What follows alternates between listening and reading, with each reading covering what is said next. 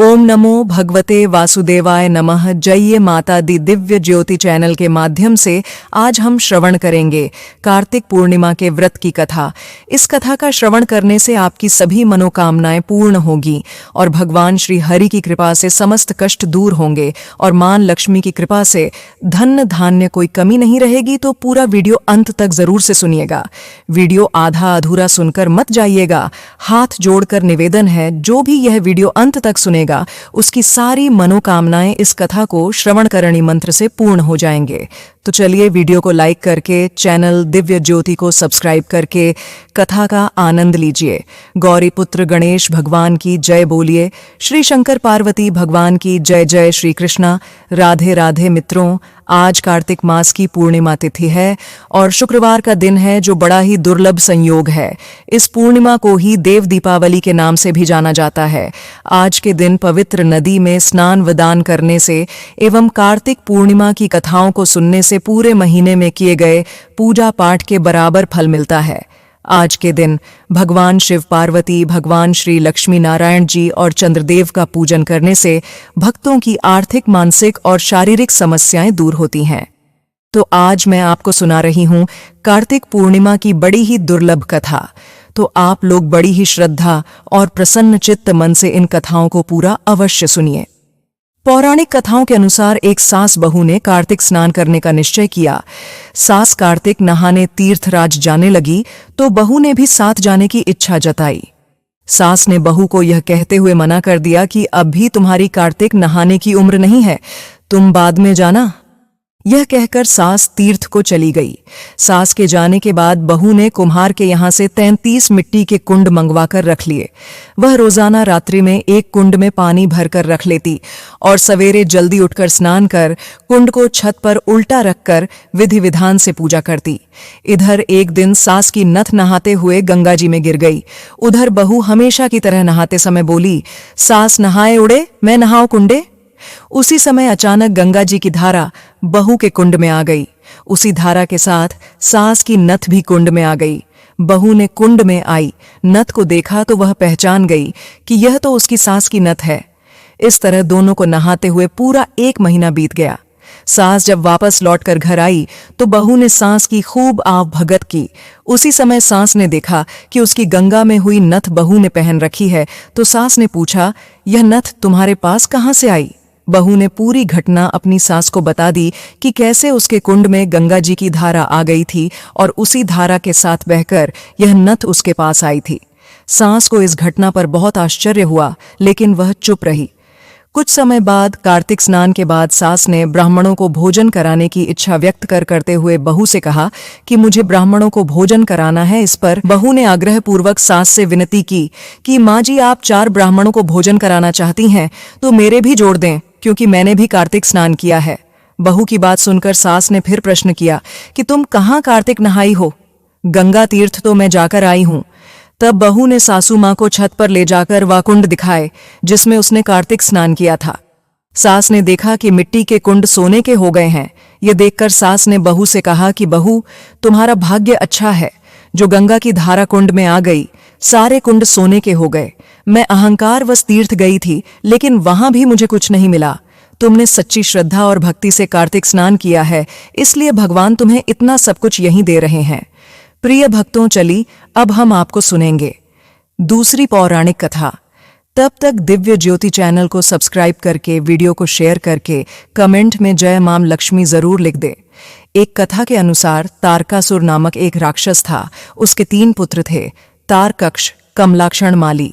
तारकासुर बहुत ही बलवान था। उसने धरती व स्वर्ग पर अपना आतंक मचा रखा था, जिससे परेशान होकर देवताओं ने भगवान शिव से उसका अंत करने के लिए प्रार्थना की। उनकी प्रार्थना सुनकर भगवान शिव ने तारकासुर का वध किया। इससे देवता बड़े प्रसन्न हुए। उसके 3 पुत्रों को यह सुनकर बड़ा दुख हुआ और उन्होंने इसका बदला लेने के लिए ब्रह्मा जी की घोर तपस्या की। तपस्या से प्रसन्न होकर ब्रह्मा जी ने तीनों से वरदान मांगने को कहा। तीनों ने ब्रह्मा जी से अपने अमर होने का वरदान मांगा। ब्रह्मा जी ने अमृता के अलावा कोई दूसरा वरदान मांगने को कहा। इसके बाद उन तीनों ने कुछ देर तक इस पर बहुत विचार किया और फिर ब्रह्मा जी से कहा, आप 3 अलग अलग नगरों का निर्माण करें जिसमें सभी बैठकर पूरी पृथ्वी और आकाश में घूम सकें। 1000 साल बाद जब हम मिले तो हम तीनों के नगर मिलकर एक हो जाएं। जो देवता तीनों नगरों को एक ही बाण से नष्ट करने की क्षमता रखता हो, वही हमारी मृत्यु का कारण बने। उन सब की नजर में यह एक असंभव सा कार्य था। ब्रह्मा जी ने उन्हें यह वरदान दे दिया। तीनों वरदान पाकर बहुत खुश हुए। ब्रह्मा जी के कहने पर मैदानव ने उनके लिए 3 नगरों का निर्माण किया। तारकक्ष के लिए सोने का, कमलाक्षी का और विद्युमाली के लिए लोहे का नगर बनाया गया। तीनों ने मिलकर तीनों लोकों पर अपना अधिकार जमा लिया। इंद्र देवता इन तीनों राक्षसों से भयभीत हुए और भगवान शंकर की शरण में गए। इंद्र की बात सुन भगवान शिव ने इन दानवों का नाश करने के लिए एक दिव्य रथ का निर्माण किया। इस दिव्य रथ की हर एक चीज देवताओं से बनी। चंद्रमा और सूर्य से पहिए बने, इंद्र, वरुण, यम और कुबेर रथ के 4 घोड़े बने, हिमालय धनुष बने और शेषनाग प्रत्यंचा बने। भगवान शिव खुद बाण बने और बाण की नोक बने। अग्निदेव इस दिव्य रथ पर सवार हुए। खुद भगवान शिव भगवान से बने। इस रथ और तीनों भाइयों के बीच भयंकर युद्ध हुआ। जैसे ही ये तीनों रथ एक सीध में आए, भगवान शिव ने बाण छोड़ तीनों का नाश कर दिया। इसी वध के बाद भगवान शिव को त्रिपुरारी कहा जाने लगा। यह वध कार्तिक मास की पूर्णिमा को हुआ, इसलिए इस दिन को त्रिपुरी पूर्णिमा नाम से भी जाना जाने लगा। बोलिए श्री शंकर पार्वती। भगवान की जय। अन्य कथा के अनुसार द्वापर युग में एक समय की बात है कि यशोदा जी ने श्री कृष्ण जी से कहा, हे कृष्ण, तुम सारे संसार के उत्पन्न करता, पोषण तथा उसके संहार करता हो। आज कोई ऐसा व्रत मुझसे कहो जिसके करने से मृत्युलोक में स्त्रियों को विधवा होने का भय न रहे तथा यह व्रत सभी मनुष्यों की मनोकामना को पूर्ण करने वाला हो। तब भगवान श्री कृष्ण जी कहने लगे, हे माता, आपने अति सुंदर प्रश्न किया है। मैं आपसे ऐसे ही व्रत को सविस्तार कहता हूँ। सौभाग्य की प्राप्ति के लिए स्त्रियों को 32 पूर्णिमाओं का व्रत करना चाहिए। इस व्रत को करने से स्त्रियों को सौभाग्य संपत्ति मिलती है। यह व्रत अचल सौभाग्य को देने वाला और भगवान शंकर के प्रति मनुष्य मात्र की भक्ति को बढ़ाने वाला है। यशोदा जी कहने लगी, हे कृष्ण, सर्वप्रथम इस व्रत को मृत्युलोक में किसने किया था? इसके विषय विस्तार पूर्वक मुझसे कहो। तब श्री कृष्ण जी कहने लगे कि इस भूमंडल पर एक अत्यंत प्रसिद्ध राजा चंद्रहास्यपाली अनेक प्रकार के रत्नों से परिपूर्ण कातिका नाम की एक नगरी थी। वहां धनेश्वर नाम का एक ब्राह्मण रहता था और इसकी स्त्री अति सुशील रूपवती थी। दोनों ही उस नगरी में बड़े प्रेम के साथ रहते थे। घर में धन्य धान आदि की कोई कमी नहीं थी। उनको एक बड़ा दुख था कि उनके कोई संतान नहीं थी, जिस वजह से वह बहुत दुखी रहते थे। एक दिन एक बड़ा तपस्वी योगी उस नगरी में आया। वह योगी बाकी सभी घरों से भिक्षा मांगकर भोजन किया करता था, लेकिन उस ब्राह्मण के घर से भिक्षा नहीं मांगा करता था। एक दिन योगी गंगा किनारे भिक्षा मांगकर प्रेम पूर्वक खा रहा था कि धनेश्वर ने योगी को यह सब करते देख लिया। सब कार्य किसी प्रकार से देख लिया। अपनी भिक्षा अनादर से दुखी होकर धनेश्वर योगी से बोले कि आप सभी घरों से भिक्षा लेते हैं, परंतु मेरे घर की भिक्षा कभी भी नहीं लेते। इसका क्या कारण है? योगी कहने लगा कि आपका धर्म हमें इस बात की आज्ञा नहीं देता, क्योंकि अभी आप गृहस्थ जीवन में एक सुख से वंचित हैं। आपके घर संत होने पर मैं आपके घर से भी भिक्षा स्वीकार कर लूंगा। उन्होंने कहा कि जिसे संतान नहीं है उसके घर से भिक्षा लेने से मेरे भी पतित हो जाने का भय है।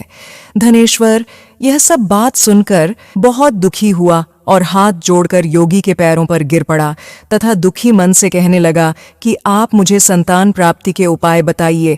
आप सर्वज्ञ हैं, मुझ पर अवश्य ही यह कृपा कीजिए। धन की मेरे घर में कोई कमी नहीं है, लेकिन मैं संतान न होने के कारण अत्यंत दुखी हूँ। आप मेरे इस दुख का हरण कीजिए। यह सुनकर योगी कहने लगे, तुम चंडी की आराधना करो। घर पहुंचकर उन्होंने यह सारी बात अपनी पत्नी को बताई और खुद वन में चला गया। वन में पहुंचकर उसने चंडी की आराधना की और उपवास किया। चंडी ने 16वें दिन उसको सपने में दर्शन दिए और कहा कि हे धनेश्वर, जा तेरे पुत्र होगा, लेकिन उसकी आयु सिर्फ 16 वर्ष होगी। 16 वर्ष की आयु में ही उसकी मृत्यु हो जाएगी। अगर तुम दोनों स्त्री और पुरुष 32 पूर्णिमा का व्रत करोगे तो वह दीर्घायु हो जाएगा। जितनी तुम्हारी सामर्थ हो उतने आंचे के दिए जलाकर शिव जी का पूजन करना, लेकिन पूर्णमासी 32 ही होनी चाहिए। सुबह होते ही तुम्हें इस स्थान के पास एक आम का पेड़ दिखाई देगा। उस पर चढ़कर एक फल तोड़कर अपने घर चले जाना, अपनी स्त्री को इस बारे में बताना। सुबह स्नान होने के बाद वह स्वच्छ होकर शंकर जी का ध्यान करके उस फल को खा ले, तब शंकर भगवान की कृपा से उसको गर्भ हो जाएगा। जब ब्राह्मण सुबह उठा तो उसे उस स्थान पर आम का पेड़ दिखाई दिया और वह उससे फल तोड़ने के लिए चढ़ा, लेकिन वह पेड़ पर नहीं चढ़ पा रहा था। यह देखकर उसे बड़ी चिंता हुई। उसने भगवान गणेश की उपासना की और कहा, हे दयाधे, अपने भक्तों के विदन का नाश करके उनके मंगल कार्य को करने वाले, दुष्ट का नाश करने वाले, रिद्धि सिद्धि देने वाले, आप मुझे इतना बल दें कि मैं अपनी मनोकामना पूरी कर सकूं। इसके बाद वह पेड़ से फल तोड़कर अपनी पत्नी के पास पहुंचा। उसकी पत्नी ने अपने पति के कहे अनुसार इस फल को खा लिया और वह गर्भवती हो गई। देवी की कृपा से उसे बहुत सुंदर पुत्र पैदा हुआ। उसका नाम उन्होंने देवीदास रखा। माता पिता के हर्ष और शोक के साथ वह बालक बढ़ने लगा। भगवान की कृपा से बालक बहुत ही सुंदर था, सुशील और पढ़ाई लिखाई में भी बहुत ही निपुण था। दुर्गा जी के कथा अनुसार उसकी माता ने 33 पूर्णमासी का व्रत रखा। जैसे ही 1.25 वर्ष लगा, दोनों पति पत्नी बहुत दुखी हुए, कहीं उनके पुत्र की मृत्यु न हो जाए। ऐसा ही वे दिन रात सोचा करते थे। उन्होंने सोचा कि अगर उनके सामने यह सब हुआ तो वह यह कैसे देख पाएंगे। तभी उन्होंने देवीदास के मामा को बुलाया और 1 वर्ष के लिए देवीदास को काशी में पढ़ने के लिए भेज दिया। 1 वर्ष के बाद उसे वापस लेकर आ जाना, ऐसा देवीदास के माता पिता ने कहा। देवीदास अपने मामा के साथ एक घोड़े पर सवार होकर चल दिया। उसके मामा को भी यह बात पता नहीं थी। दोनों पति पत्नी 12वें पूर्णमासी का व्रत पूरा करने लगे। दूसरी तरफ मामा और भांजा दोनों रात गुजारने के लिए रास्ते में एक गांव में रोके। उस दिन उस गांव में ब्राह्मण की कन्या का विवाह होने वाला था। जिस धर्मशाला में वर और बारात के बाकी लोग रुके हुए थे, उसी धर्मशाला में देवीदास और उसका मामा ठहर गए। उधर कन्या को तेल आदि चढ़ने के बाद जब लग्न का समय आया तो वर की तबीयत खराब हो गई। वर के पिता ने अपने परिवार वालों से विचार विमर्श करके कहा कि यह देवीदास मेरे पुत्र जैसा ही है, मैं इसके साथ लग्न करा दूं और बाद में बाकी सारे काम मेरे बेटे के साथ पूरे हो जाएंगे। ऐसा कहने के बाद वर के पिता देवीदास को मांगने के लिए उसके मामा के पास गए और उन्हें सारी बात बताई। मामा ने कहा कि कन्यादान में जो कुछ भी मिलेगा वह हमें दे दिया जाए। वर के पिता ने यह बात स्वीकार कर ली। इसके बाद देवीदास का विवाह कन्या के साथ संपन्न हो गया। इसके बाद वह अपनी पत्नी के साथ भोजन न कर सका और मन में विचार करने लगा कि ना जाने यह किसकी पत्नी होगी। यह सोचकर उसकी आंखों में आंसू आ गए। तब वधू ने पूछा कि क्या बात है, आप उदास क्यों हैं? तब उसने सारी बातें पत्नी को बता दी। तब कन्या कहने लगी कि यह ब्रह्म विवाह के विपरीत है। आप ही मेरे पति हैं, मैं आपकी ही पत्नी रहूंगी, किसी अन्य की कभी नहीं। तब देवीदास ने कहा, ऐसा मत करिए क्योंकि मेरी आयु बहुत कम है, मेरे बाद आपका क्या होगा। लेकिन उसकी पत्नी नहीं मानी और बोली, स्वामी आप भोजन कीजिए। दोनों रात में सोने के लिए चले गए। सुबह देवीदास ने पत्नी को 4 नगों से जड़ी एक अंगूठी दी और एक रूमाल दिया और बोला कि हे प्रिय, इसे लो और संकेत समझकर स्थिर चित्त हो जाओ। मेरे मरण और जीवन जानने के लिए एक पुष्प वाटिका बना लो, उसमें सुगंधी वाली एक नव मल्लिका लगा दो, उसको प्रतिदिन जल से सींचा करो और आनंद के साथ खेलो कूदो। जिस समय और जिस दिन मेरा प्राण अंत होगा उस दिन यह फूल सूख जाएंगे। जब यह फिर से हरे हो जाएं तो जान लेना मैं जीवित हूं। यह समझाकर वह वहां से चला गया। इसके बाद जब वर और बाकी बाराती मंडप में आए तो कन्या ने उसे देखकर कहा कि यह मेरा पति नहीं है, मेरे पति वह है जिनके साथ मेरा रात में विवाह हुआ है। इसके बाद मेरा विवाह नहीं हुआ। अगर यह वही है तो यह बताएं कि मैंने इसको क्या दिया है। साथ ही कन्यादान के समय जो आभूषण मिले हैं उन्हें दिखाएं। कन्या की यह सारी बातें सुनकर वह कहने लगा कि मैं यह सब नहीं जानता। इसके बाद सारी बारात भी अपमानित होकर लौट गई। भगवान कृष्ण बोले, हे माता, इस प्रकार देवीदास काशी चला गया। कुछ समय जब बीत गया तो एक सर्प उसको डसने के लिए वहां आया, लेकिन वह उसको काट नहीं पाया क्योंकि उसकी माता ने पहले ही 12 पूर्णिमा का व्रत कर लिए थे। इसके बाद खुद काल वहां पहुंचा। भगवान की कृपा से तभी वहां माता पार्वती और भगवान गणेश आ गए। देवीदास को मूर्छित दशा में देखकर माता पार्वती ने भगवान शिव से प्रार्थना की कि महाराज, इस बालक की माता ने पहले ही 32 पूर्णिमा के व्रत कर लिए हैं, आप इसको प्राण दान दें। भगवान शिव ने माता पार्वती के कहने पर उसे प्राण दान दे दिया। उधर उसकी पत्नी उसके काल की प्रतीक्षा कर रही थी। उसकी पत्नी ने जाकर देखा कि पुष्प और पत्र दोनों ही नहीं है, तो उसको बहुत आश्चर्य हुआ। और जब उसने देखा कि पुष्प वाटिका फिर से हरी हो गई है, तो वह समझ गई कि उसका पति जिंदा हो गया है। इसके बाद वह बहुत ही प्रसन्न होकर अपने पिता से कहने लगी कि मेरे पति जीवित हैं, उनको ढूंढिए। जब 1.25 वर्ष व्यतीत हो गया तो देवीदास भी अपने मामा के साथ काशी चल दिया।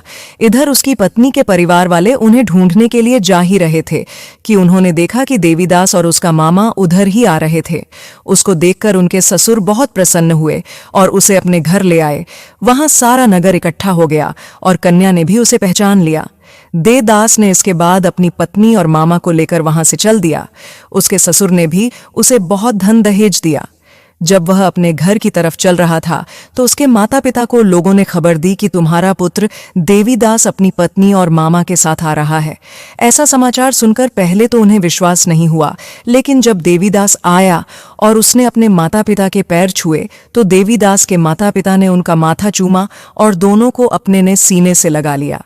दोनों के आने की खुशी में धनेश्वर ने बहुत दान दक्षिणा ब्राह्मणों को दिया। श्री कृष्ण जी कहने लगे, इस तरह धनेश्वर को 12 पूर्णिमा हो के व्रत के प्रभाव से संतान प्राप्त हुई।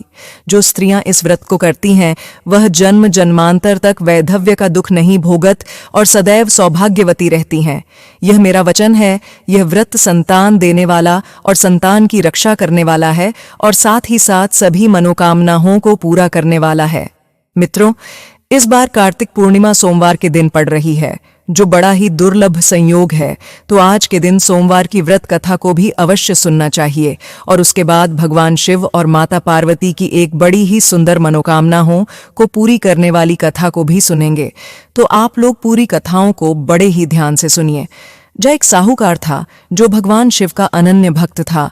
उसके पास धन्य धान किसी भी चीज की कमी नहीं थी, लेकिन उसकी कोई संतान नहीं थी और वह इसी कामना को लेकर रोज शिव जी के मंदिर जाकर दीपक जलाता था।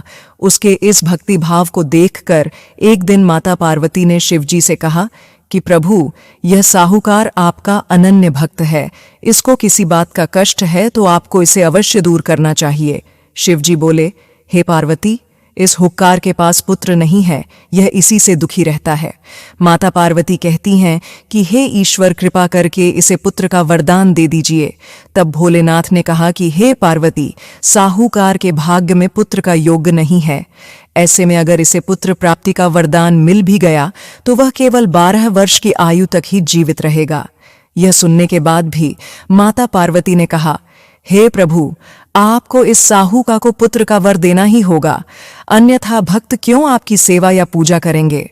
माता के बार बार कहने से भोलेनाथ ने साहूकार को पुत्र का वरदान दिया, लेकिन यह भी कहा कि वह केवल 12 वर्षों तक ही जीवित रहेगा। साहूकार यह सारी बातें सुन रहा था, इसलिए उसे ना तो खुशी हुई और ना ही दुख। वह पहले की तरह भोलेनाथ की पूजा अर्चना करता रहा। उधर सेठानी गर्भवती हुई और 9वें महीने उसे सुंदर से बालक की प्राप्ति हुई। परिवार में खूब हर्षोल्लास मनाया गया, लेकिन साहूकार पहले की तरह रहा और उसने बालक की 12 वर्ष की आयु का जिक्र किसी से भी नहीं किया। जब बालक 11 वर्ष की आयु का हो गया तो एक दिन साहूकार की सेठानी ने बालक के विवाह के लिए कहा, तो साहूकार ने कहा कि वह अभी बालक को पढ़ने के लिए काशी भेजेगा। इसके बाद उसने बालक के मामा जी को बुलाया और कहा कि इसे काशी पढ़ने के लिए ले जाओ और रास्ते में जिस भी स्थान पर रुकना वहां यज्ञ करते और ब्राह्मणों को भोजन कराते हुए आगे बढ़ना। वे लोग यह सब करते हुए ही आगे बढ़ रहे थे कि रास्ते में एक राजकुमारी का विवाह था जिससे उसका विवाह होना था। वह एक आंख से काना था। तो उसके पिता ने जब अति सुंदर साहूकार के बेटे को देखा तो उनके मन में आया कि क्यों ना इसे ही घोड़ी पर बिठाकर शादी सारे कार्य संपन्न करा दिए जाएं। तो उन्होंने मामा से बात की और कहा कि इसके बदले में वह अध धन देंगे। तो वह भी राजी हो गया। इसके बाद साहूकार का बेटा विवाह की वेदी पर बैठ गया और जब विवाह कार्य संपन्न हो गया तो जाने से पहले उसने राजकुमारी की चुंदरी के पल्ले पर लिखा कि तेरा विवाह तो मेरे साथ हुआ है, लेकिन जिस राजकुमार के साथ भेजेंगे वह तो एक आंख का काना है। इसके बाद वह अपने मामा के साथ काशी के लिए चला गया। उधर जब राजकुमारी ने अपनी चुनरी पर यह लिखा हुआ पाया तो उसने राजकुमार के साथ जाने को मना कर दिया। तो राजा ने भी अपनी पुत्री को बारात के साथ विदा नहीं किया। बारात वापस लौट गई। उधर मामा और भांजे काशी पहुंच गए थे।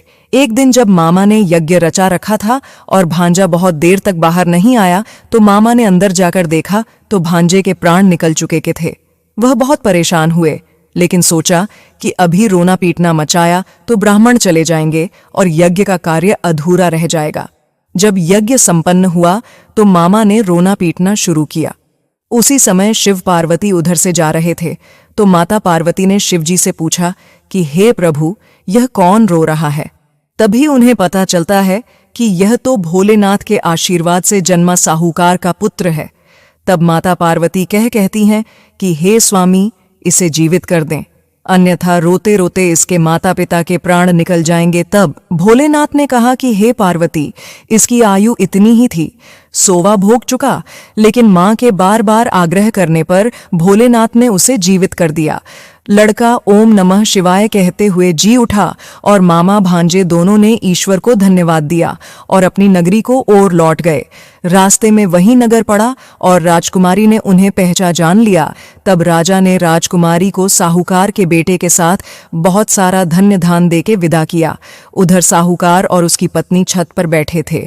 उन्होंने यह प्रण कर रखा था कि यदि उनका पुत्र सकुशल न लौटा तो वह छत से कूदकर अपने प्राण त्याग देंगे। तभी लड़के के मामा ने आकर साहूकार के बेटे और बहू के आने का समाचार सुनाया, लेकिन वे नहीं माने। तो मामा ने संपत पूर्वक कहा। तब तो दोनों को विश्वास हो ही गया और दोनों ने अपने बेटे बहू का स्वागत किया। उसी रात साहूकार को स्वप्न में शिवजी ने दर्शन दिया और कहा कि तुम्हारे पूजन से मैं प्रसन्न हुआ। इसी प्रकार जो भी व्यक्ति इस कथा को पढ़ेगा या सुनेगा उसके समस्त दुख दूर हो जाएंगे और मनोवांछित सभी मनोकामनाओं की पूर्ति होगी। बोलिए श्री शंकर पार्वती भगवान की जय, बोलिए श्री राधा कृष्ण भगवान की जय, बोलिए श्री तुलसी शालिग्राम राम जी की जय। हर हर महादेव। तो आज मैं आपको सुना रही हूँ शुक्रवार के व्रत की कथा। इस कथा को सुनने से गरीबी दूर होती है, तो जरूर से सुनिए और चैनल दिव्य ज्योति को सब्सक्राइब कर लीजिए। प्रिया भक्तगणों, प्राचीन समय में एक गरीब महिला थी जो बहुत दुखी रहती थी। उसके पति का काम ठीक से नहीं चलता था, जिससे उनके घर में हमेशा आर्थिक तंगी रहती थी। एक दिन वह किसी संत के पास गई और अपनी समस्या बताई। संत ने उसे शुक्रवार का व्रत करने की सलाह दी और कहा कि इस व्रत को करने से देवी लक्ष्मी प्रसन्न होती हैं और उनके आशीर्वाद से परिवार में सुख समृद्धि आती है। संत ने उसे बताया कि शुक्रवार के दिन स्नान करके सफेद वस्त्र धारण कर देवी लक्ष्मी की पूजा करें। उन्हें सफेद फूल, दूध, चावल और चीनी का भोग लगाएं। साथ ही शुक्रवार व्रत कथा का पाठ करें और व्रत का पालन करें। इसके फलस्वरूप उस महिला के जीवन में सुख समृद्धि आई और उसका परिवार सुखी हो गया। इस व्रत को करने से धन धान्य की प्राप्ति होती है, आर्थिक कष्ट दूर होते हैं और परिवार में खुशहाली आती है। अगर आपको आज की वीडियो पसंद आए तो वीडियो को ज्यादा से ज्यादा शेयर करें, चैनल दिव्य ज्योति को सब्सक्राइब जरूर करें, कमेंट में जरूर बताएं कि आपको यह कथा कैसी लगी।